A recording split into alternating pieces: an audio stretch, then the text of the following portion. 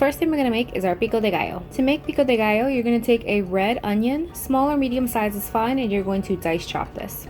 Next thing you're going to grab is your tomatoes. You can use like full like vine tomatoes, Roma tomatoes, whatever kind of tomatoes you want. I really like these cute little small ones, so I went ahead and used those. I would recommend the bigger ones though, because these were a little tedious. Next, you're going to take a handful of cilantro. You're going to cut the stems off the cilantro and you're going to give it a good dice chop as well. So front and then back. Next, you're going to go ahead and lightly season your pico de gallo. I use lime and sea salt. Go ahead and roll your lime just so that you can get it soft enough to squeeze. Go ahead and slice it. And I only used 2 wedges of lime.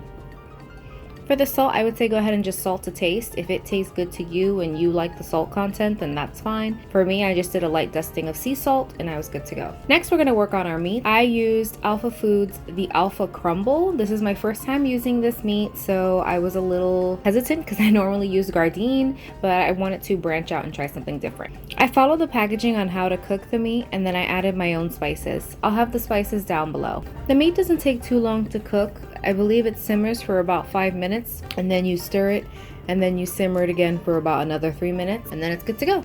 To the meat, I added diced up red peppers, green peppers, and a yellow onion. If you want, you can put these things before you put the meat so that you can saute it down and give some extra flavor, but I just threw it all in one. So while our crumbles are cooking, we're gonna go ahead and make our black bean paste. 1 can of black beans, tablespoon of flaxseed meal, or Flaxmeal, about 2 tablespoons of minced garlic, or if you have garlic cloves, you could put about 2 cloves of garlic.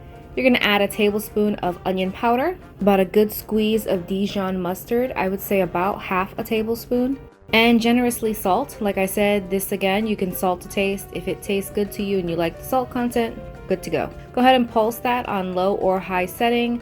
Then once it's done and you like the way it tastes, go ahead and transfer it to a bowl. At this point, your meat should also be done, so go ahead and transfer that to a bowl as well and bring it back to your main station.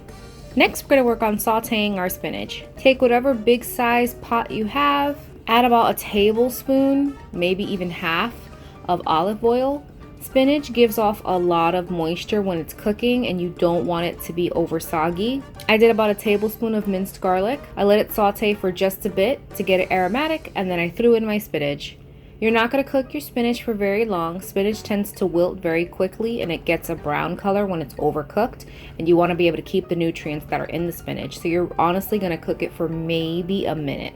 Once you start to see it wilt down a bit, like the way I have it, then you can go ahead and take it off. Next, we're going to make our homemade ranch. I'll have the recipe for you down below, but it was a mixture of vegan mayo, apple cider vinegar, onion powder, garlic powder, dried dill, dried parsley, smoked paprika, salt and pepper to taste. So now here comes the fun part, assembling your tortilla pocket. First thing you're gonna do is make a cut in the middle, a slide all the way down so that you can fold your tortilla over.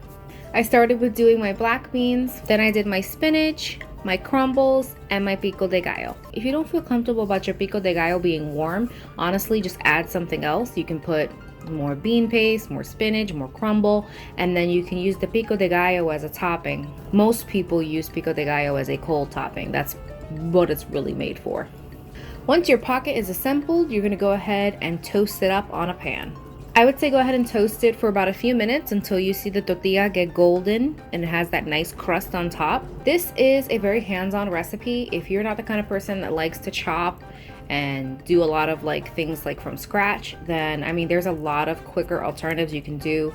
There's a lot of pre-packaged onions and peppers that you can get from like your local store like Publix. If you're somebody that likes to cook and make a lot of things from scratch, then I think this recipe is perfect for you. I hope you guys enjoyed this recipe. If you try it out, please let me know how it worked for you. Thank you so much for watching and I'll catch you on the next one. Happy cooking!